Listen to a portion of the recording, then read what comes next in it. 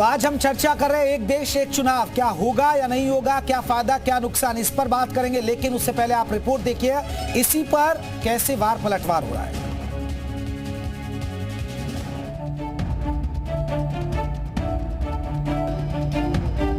देश में एक साथ चुनाव कराने को लेकर सरकार की पहल तेज हो गई है। वन नेशन वन इलेक्शन को लेकर गठित कमेटी ने अपनी रिपोर्ट राष्ट्रपति को सौंप दी है। कमेटी में खुद गृह मंत्री अमित शाह भी शामिल हैं। 18,000 से ज्यादा पन्नों वाली इस रिपोर्ट को तैयार करने में 7 महीने से ज्यादा का वक्त लगा है। समिति की रिपोर्ट में सिफारिश की गई है कि पहले चरण में लोकसभा और विधानसभा चुनाव एक साथ कराए जा सकते हैं और दूसरे चरण में नगर पालिकाओं और पंचायतों के चुनाव को भी इन दोनों चुनावों के साथ कराया जा सकता है। वहीं से लेकर राजनीति भी शुरू हो गई है। बीजेपी ने इस कदम को एक सराहनीय कदम बताया है। अब रिपोर्ट क्या है मुझे उसकी जानकारी नहीं है और सरकार को जो भी उनकी संस्तुति होगी सरकार उस पर आवश्यक कार्रवाई करेगी। तो वहीं विपक्ष ने इसे लेकर बीजेपी पर निशाना साधा है। विपक्ष का कहना है कि बीजेपी सत्ता के घमंड में चूर है, इसलिए ऐसे फैसले ले रही है। देखिए, भारतीय जनता पार्टी के पास कोई मुद्दा नहीं है।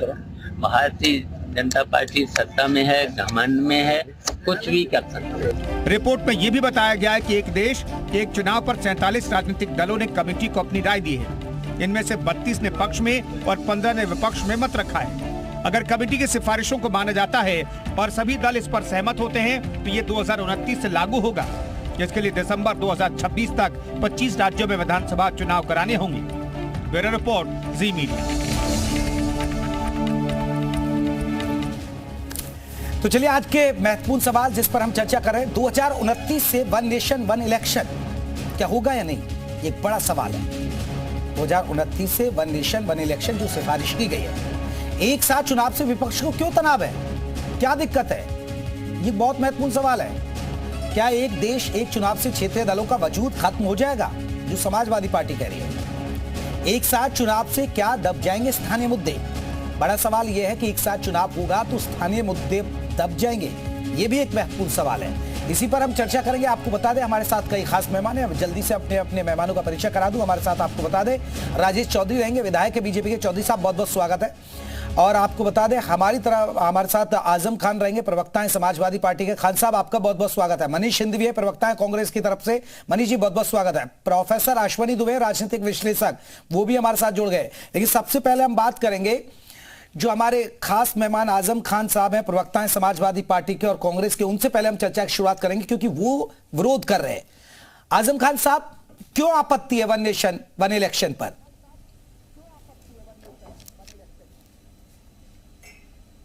हमारी पार्टी हमेशा ये कहती रही है कि जो चुनाव समय से होना चाहिए। जहाँ तक हम उत्तर प्रदेश की बात करते हैं, जब उत्तर प्रदेश में 27 में चुनाव होगा तो फिर 2 साल बाद फिर चुनाव होने की जरूरत होगी। तो क्या 2 साल बाद जब चुनाव होगा तो चुनाव में खर्चे नहीं होंगे?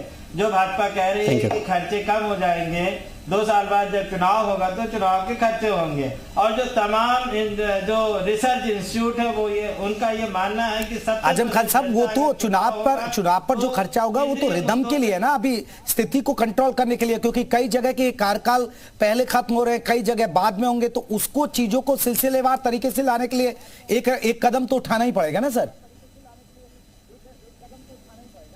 मैं ये कह रहा हूँ ना, जो तमाम रिसर्च इंस्टीट्यूट्स हैं उनका ये मानना है कि अगर वन नेशन वन चुनाव आता है तो जो क्षेत्रीय मुद्दे हैं वो दब जाएंगे और जो मतदाता होगा उसके ऊपर केंद्रीय मुद्दे हावी होंगे। 70% ऐसा उनका रिसर्चर्स का कहना है, मेरा कहना नहीं है। तो क्या जो प्रदेश की जनता है उसके जो अपने स्थानीय मुद्दे हैं, स्थानीय जरूरतें हैं और जो स्थानीयता है, क्या उसका ख्याल नहीं रखा जाना चाहिए? ठीक है, चलिए सर, आपने ऐतराज जता दिया। मनीष सिंधवी जी, क्या नुकसान लग रहा है आप लोगों को? मनीष सिंधवी जी, आप लोगों को क्या नुकसान लग रहा है? देखिए, एक लंबा रास्ता तय किया है हमने, वहां से लेके पंचायती राज तक आने पर, जहां पर हमने डिसेंट्रलाइज करके एक सोच के साथ ये डेवलप किया कि जो गांव का प्रधान होगा वो भी इस बात के लिए अपनी एक समझ और ताकत रखेगा कि वो गांव के लेवल के फैसलों को, उनकी समस्याओं को वहां पर निपटा देगा। हम ओवर सेंट्रलाइजेशन की तरफ बढ़ रहे हैं, जो बहुत बेहतर नहीं है। इसी जो रिपोर्ट आई है उसमें एक जगह लिखा हुआ है कि अगर हंग असेंबली होगी, इसकी चांसेस ज्यादा है क्योंकि कोलिशन की सरकारें बन रही हैं, या किसी कारण से सरकार बनी मेजॉरिटी मैंडेट किसी को नहीं मिला, हंग बनी, 1 साल 1.5 साल बाद सरकार गिर गई, तो उसमें लिखा हुआ है कि साहब गवर्नर का रूल लग जाएगा। इसमें ये इस रिपोर्ट में है। तो अगर गवर्नर का रूल लग जाएगा इसका मतलब सेंटर का रूल लग जाएगा। तो मैंने जो बात कही कि हम ओवर सेंट्रलाइजेशन की तरफ बढ़ रहे हैं, हम जहां तक रास्ता हमने तय किया था हम फिर वापस जाना चाह रहे हैं। एक बहुत नहीं मनीष जी अब ऐसा तो नहीं है कि हर टाइम बीजेपी तो सत्ता में सेंटर में नहीं बैठी रहेगी। आपको ये डर सता रहा कि सेंटर में आ जाएगा। देखिए अगर गवर्नर रूल लग गया तो वो इसको आप बीजेपी और कांग्रेस से लेकर मत देखिए आप, अरे शर्मा जी इसको बीजेपी और कांग्रेस से मत देखिए। सेंटर में किसकी सरकार रहेगी नहीं रहेगी, होता हमारी सरकार रहे तो मैं उस समय उस दशा की भी बात कर रहा हूं कि अगर हमारी ही सरकार रहे तो भी गवर्नर रूल एक 7-8 स्टेट्स में चल रहा हो तो अच्छा नहीं है डेमोक्रेसी के लिए और फेडरल स्ट्रक्चर के लिए। मैं इसमें मैं मनीष जी वो तो बीजेपी राजेश चौधरी बताएंगे फायदा, आप नुकसान बता रहे हैं। लेकिन मैं इसमें एक बिंदु ये देख रहा हूं सर, एक साथ चुनाव होने से देश का पैसा बचेगा। आज एक आंकड़ा देख रहा था मैं, 60,000 करोड़ खर्च हो रहा है लोकसभा चुनाव में, अकेले लोकसभा चुनाव में सर 60,000 करोड़ रुपए सोचिए। देश में सर वक्त बचेगा सर, विकास के काम में जो आचार संहिता लग जाती है उसकी जो दिक्कत है वो दूर हो जाएगी। अरे तो आप ये अरे शर्मा जी तो आप ये कहना शुरू करिए कि चुनाव की जरूरत ही क्या है। हम तो कह रहे हैं एक बार चुनाव हो जाए अगले 20 सालों के लिए जो पार्टी सत्ता में उसको सत्ता दे दीजिए, पैसा बचा लीजिए ना, क्या जरूरत है लोकतंत्र की। और आप जो बात, जिस देश का प्रधानमंत्री 10,000 करोड़ अपनी पब्लिसिटी पे खर्च कर देता हो, आप पैसा बचाने की बात कर रहे हो। जहां उत्तर प्रदेश के मुख्यमंत्री की होर्डिंग बेंगलोर हवाई अड्डे के बाहर लगी हो, वहां बचा लीजिए ना पैसा।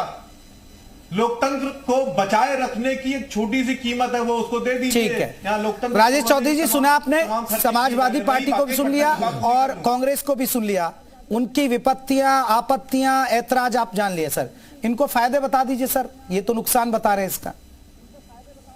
चुनाव होता है तो उसमें हजारों करोड़ रुपए खर्च होता है, ये बात तो सब जानते हैं, ये भी कह रहे हैं कि खर्च होता है। दूसरी बात रही कितनी बड़ी एनर्जी उसमें लगती है, पूरा प्रशासन का तंत्र लगता है, पूरा जनता जनार्दन लगती है, कहां से लोग आकर के चुनाव में जुटते हैं। जो एनर्जी देश के विकास में खर्च होनी चाहिए, जिन लोगों को देश को आगे बढ़ाने में ले जाना चाहिए, वो चुनाव में एकदम आकर के लग जाते हैं और अपनी पूरी ऊर्जा उसमें चुनाव में लगाने का काम करते हैं। और रही बात आचार संहिता की, तो आप देख रहे हो हर 2 साल बाद कोई ना कोई चुनाव होता है, लगभग 1-1.5 साल का एवरेज आएगा। पहले लोकसभा का चुनाव होता है, फिर उसके बाद नगर पंचायत इसका ग्राम सभा का चुनाव होता है, पंचायतों का चुनाव होता है, उसके बाद नगर निगम का चुनाव होता है, फिर लोकसभा आ जाती है, विधानसभा आ जाती है, कोऑपरेटिव आ जाता है। कोई न कोई चुनाव इस देश में निश्चित रूप से होता ही रहता है। जब 1 नेशन 1 इलेक्शन होगा तो एक दिन में आकर के आदमी लोकतंत्र में जो उसकी जिम्मेदारी है उसको पूरी कर देगा। अरे भाई आपको वोट देगा या हमको वोट देगा ये प्रश्न नहीं है। आप डर क्यों रहे हो इस बात से? क्यों देश को पीछे ले जाना चाहते हो? क्यों देश को विकास के रास्ते पर दुनिया में नंबर 1 नहीं होने देना चाहते हो? ये देश के विकास में अवरोध है चुनाव, बार बार चुनाव होना। तो एक बार चुनाव होगा उसी में जाकर के 2 वोट डालेगा, 3 वोट डालेगा जो सरकार तय करेगी, और फिर एक बार मेरा ये और कहना है, अभी तो रिपोर्ट आई है, रिपोर्ट पर चर्चा होगी, सारे राजनीतिक दलों को बिठाया जाएगा, सब अपनी अपनी राय रखेंगे, उसके बाद ना किसी निष्कर्ष पे पहुंचेगी। देश की संसद ही ना तय करेगी। तो अभी तो खुद ही देश चुनाव में है। तो अब पहली बात तो ये कांग्रेस और समाजवादी पार्टी के लोग अपने आप हार मान चुके हैं कि यही सत्ता में आने वाले हैं, ये इनकी बातों से लग रहा है। पर मेरा ऐसा मानना है कि देश का बहुत बड़ा फायदा होगा। लोगों में जो एक आर्थिक नुकसान देश का होता है वो नहीं होगा, लोगों का समय बचेगा, विकास का समय बचेगा। नहीं तो मनीष जी जल्दी से जवाब देंगे, मनीष सिंघवी जी आप जवाब देंगे इस मामले में? बिल्कुल। और मैं इसमें एक सवाल और जोड़ा सर, 1952, 1957, 1962 और 67 ये चुनाव हुए सर, एक साथ लोकसभा के और विधानसभा के, और आपकी हुकूमत रही है। अरे शर्मा जी वो सबको, हम लोग जितने लोग बैठे हैं सबको पता है। उससे हमने कहा हम उससे आगे बढ़कर एक सिस्टम पर आए। खैर जो राजेश जी की बात का जवाब है वो ले लीजिए। हर स्टेट में 2 ही बार तो चुनाव होते हैं। यूपी में अगर लोकल बॉडी जोड़ लेंगे तो 3 बार होगा। केरला में चुनाव होगा तो model code of conduct UP पे प्रभावी नहीं होगा ना, एक बात। दूसरी बात कि जो इकोनॉमिक लॉस, अभी मैंने इसका जवाब दिया कि डेमोक्रेसी की वो एक बहुत ही जायज कीमत है, वरना जितना पैसा ये बर्बाद करते हैं अपने दिखावे पर वो तो उसकी कीमत तो बहुत ज्यादा है। और उससे तो कमी कीमत लोकतंत्र को बचाने। अरे सर ऐसा तो नहीं है, आपके होर्डिंग पोस्टिंग इनके आपके नहीं लग रहे क्या?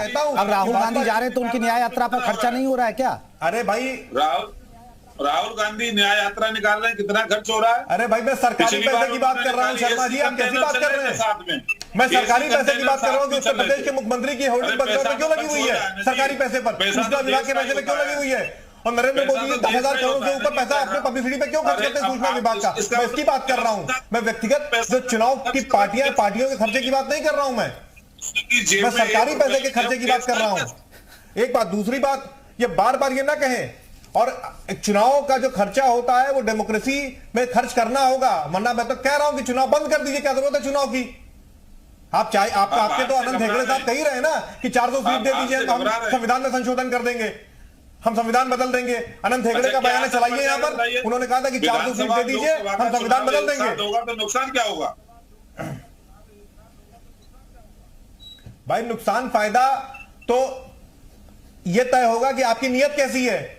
आपकी नीयत है सेंट्रलाइजेशन की, आपकी नीयत है विकेंद्रीकरण खत्म करने की। मरीज जी उसमें कांग्रेस भी है, जो कमेटी बनी हुई है उसमें कांग्रेस के लोग भी शामिल है। फिर वही बात, आप असल में कांग्रेस और भाजपा से आगे बढ़ नहीं पा रहे शर्मा जी। मैं ये कह रहा हूं जो सही है वो सही है, जो गलत है वो गलत है। कांग्रेस और भाजपा की बात ही नहीं है। मैं बीजेपी की बात नहीं कर रहा हूं, मैं तो एक आम लोगों से हम बात करते हैं तो वो ये कहते हैं, मैं जब हम ग्राउंड पर होते ना सर, कहते हैं हाँ एक देश चुनाव में दिक्कत ही क्या, ये अच्छा खर्चा बचेगा। जो मैं कहता हूं जो नीति गलत है वो गलत है, जो नीति सही है वो सही है, चाहे कांग्रेस सत्ता में रहे चाहे भाजपा सत्ता में रहे। पूर्व प्रधानमंत्री अगर हम सत्ता में रहेंगे तो ये जो एक्सेसिव केंद्रीकरण की पॉलिसी है सही थोड़ी हो जाएगी। कांग्रेस के पूर्व प्रधानमंत्री भी यही कहते थे, वन नेशन वन इलेक्शन। आज अपने स्टैंड से क्यों बदल रहे हैं आप? जवाहरलाल नेहरू भी यही कहते थे। किसने आपको बुला के कहा था क्या? अरे भैया पब्लिक डोमेन में ये बातें।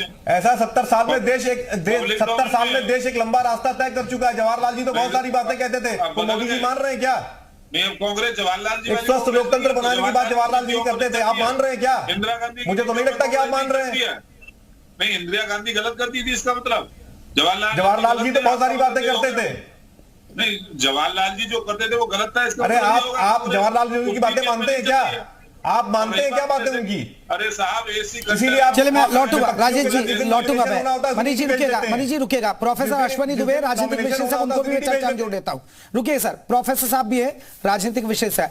अश्वनी दुबे जी, क्या फायदा और क्या नुकसान आप एक राजनीतिक विश्लेषक के तौर पर कैसे देखते हैं? हालांकि देश में 1952-57 जिसका जिक्र मैं कर रहा था, 62 और 1967 में चुनाव हुए, लेकिन स्थितियां वही हो गई जो अभी कांग्रेस के प्रवक्ता मनीष सिंघवी जी उठा रहे थे कि भाई देखिए फिर राज्य में सरकारें भंग हुई, फिर वही गवर्नर रूल लग गया, वो दिक्कतें फिर वो फेस नहीं करनी पड़ेंगी।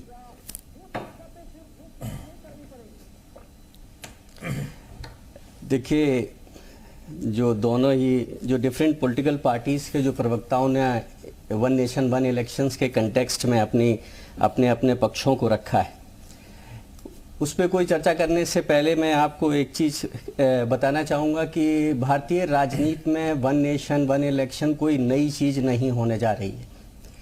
जैसा कि मनीष जी ने बताया, जैसा कि अन्य प्रवक्ताओं ने बताया, जैसा आपने भी कहा कि भारत में जब लोकतंत्र की शुरुआत होती है तो जो पहले 4 इलेक्शंस हैं वहाँ पर बिना इस तरीके के किसी प्रावधान के हमारे यहाँ इलेक्शंस स्टेट और नेशनल लेवल पर एक साथ ही होते रहे हैं।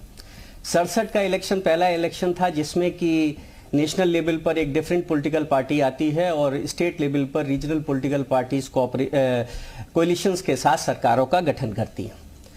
इससे एक चीज़ जरूर क्लियर होती है, जो लोगों के दिमाग में एक संशय देखने को मेरे को मिल रहा है कि हमारा जो लोकतंत्र है वो 1967 में ही इतना मैच्योर या मजबूत हो गया था, जिसमें लोगों को ये समझ में आने लगा था कि राष्ट्रीय स्तर के क्या मुद्दे हैं और राज्य स्तर के क्या मुद्दे हैं। और 67 के इलेक्शन में ही उन्होंने उसी के हिसाब से लोगों को अपना मैंडेट या डिफरेंट पॉलिटिकल पार्टीज को स्टेट और नेशनल लेवल पर अपना मैंडेट देना शुरू कर दिया था।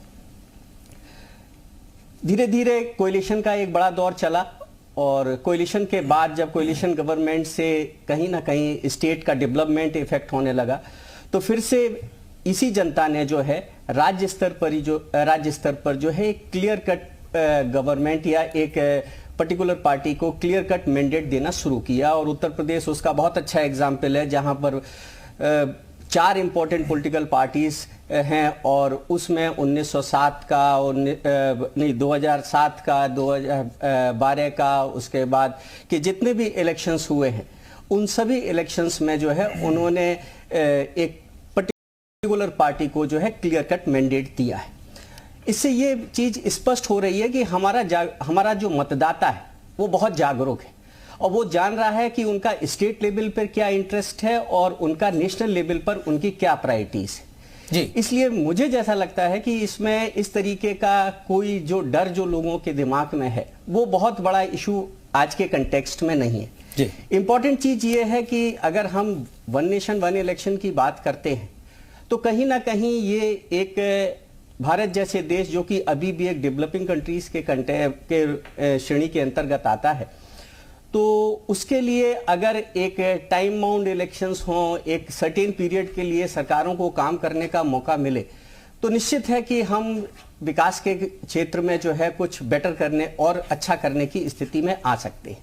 ठीक, लेकिन इसके लिए एक बड़ी एक्सरसाइज की जरूरत है, क्योंकि जो भारतीय लोकतंत्र है वो बहुत ही डाइवर्सिफाइड है।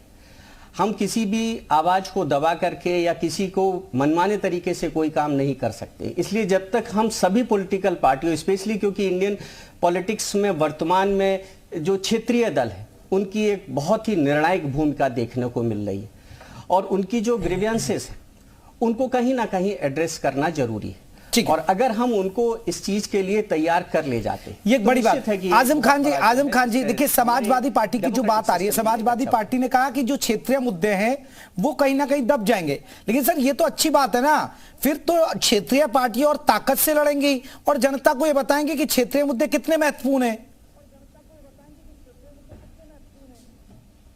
अभी हमारे राजनीतिक विश्लेषक जी ने कहा कि अनेकता में एकता वाला देश है। जब हम अनेकता में एकता की बात करते हैं तो ये भारतीय संस्कृति की मूल भावना की बात करते हैं, और फिर जब हम वन नेशन वन इलेक्शन की बात करते हैं तो कहीं न कहीं जो संविधान में भी चर्चा हुई है कि भारत एक गणराज्य है, यानी राज्यों का समूह है, तो कहीं न कहीं हम राज्यों के अधिकार छीनने की कोशिश कर रहे हैं। राज्यों की अपनी जो व्यक्तिगत समस्याएं हैं उनको कहीं न कहीं हम उस पर कुठाराघात करने की कोशिश कर रहे हैं, और मेरा मानना है कि उससे पहले कि इनको कहना चाहिए। अरे आजम खान साहब, सबसे ज्यादा राज्यों में तो इनकी सरकार है ना। शिक्षा के लिए नहीं, अपने पैरों पे थोड़े कुल्हाड़ी मारेंगे लोग, परेशान है, उसे शिक्षा पहले मिलनी चाहिए। नहीं आजम खान जी, सबसे ज्यादा तो इनकी सरकार है राज्यों में। मेरा मानना है कि नहीं, सवाल ये नहीं है, सवाल उसका नहीं है, ये दीर्घकालिक इनका प्लान है ना। ये तो कहाँ तत्काल का सोच नहीं रहे ना, ये सोच रहे हैं, ये तो कह रहे हैं ना भारत 1947 में विकसित होगा। 25 साल का प्लान देते हैं। ये जो 2015 में प्लान दिया था 2014 में कि 2022 में किसानों की आय दुगनी हो जाएगी, वो इन्होंने उसको छोड़ दिया। इन्होंने कहा था 3 ट्रिलियन की इकोनॉमी हो जाएगी 2022 में, उसको अब 27-28 में 5 ट्रिलियन का लॉलीपॉप दे दिया है। ये तो लॉलीपॉप देने में माहिर है ना, तो लॉलीपॉप दे रहे हैं देश को। क्यों नहीं इन्होंने one nation one education policy ला दिया? क्यों नहीं one nation one health policy ला दिया? 2 बहुत महत्वपूर्ण पॉलिसीज हो सकती थी देश की विकास और देश की गरीब जनता के विश्वास लाने के लिए कि हर गरीब को एक जैसी शिक्षा मिलेगी और एक जैसा स्वास्थ्य और हेल्थ सिस्टम होगा। आखिर आज गरीब आदमी, अभी आपने देखा कल ही जो है फिरोजाबाद में एक एसडीएम चेकिंग करने के दरमियान देखती है कि सरकारी अस्पतालों में सब एक्सपायरी दवाएं रखी हुई थी। तो ये सिस्टम कितना खोखला है, उसको मजबूत करते। जो चीजें खोखली है उसे मजबूत करने की कोशिश नहीं कर रहे हैं, जो ऑलरेडी मजबूत। चलो मैं इसी पर बात करूंगा सर, मुझे एक छोटे से ब्रेक के लिए रुकना, ब्रेक के बाद इसी पर कि क्या ये जो फॉर्मूला है वन नेशन वन इलेक्शन ये सफल हो पाएगा नहीं, क्योंकि पिछला अनुभव जो रहा है उसमें सफलता हाथ नहीं लगी है। लेकिन क्या रूपरेखा रहेगी? अभी तो देखिए कमेटी ने अपनी जो रिपोर्ट है वो सौंपी है, बहुत सारी चीजें हैं, अभी तो इसमें बहुत काम होगा। जब धरातल पर उतरेगी तो क्या हो पाएगा नहीं हो पाएगा, छोटे से ब्रेक के बाद इसी पर चर्चा कर रहे हैं।